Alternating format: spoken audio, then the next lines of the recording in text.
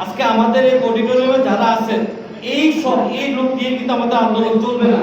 আমাদের দরকার পুরো এলাকায় আমরা সাফার সবাইকে নিয়ে, তার জন্য আমাদের একটা সময় দরকার, দরকার।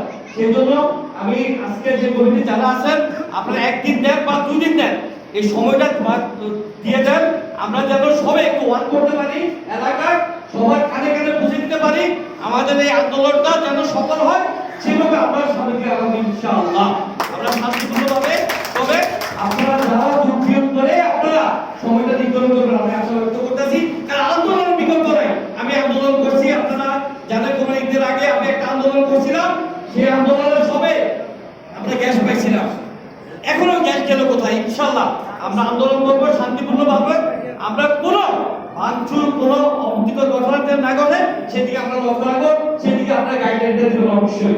সেই হিসাবে আপনারা একটা সময় নির্ধারণ করার মাঝখানে নিয়ে সময়টা যেভাবে দেন যেন আমরা সবার সাথে আমরা করে আমরা সুন্দরভাবে আমাদের আন্দোলনটা সফল করতে পারি। ধন্যবাদ। আসসালামু আলাইকুম।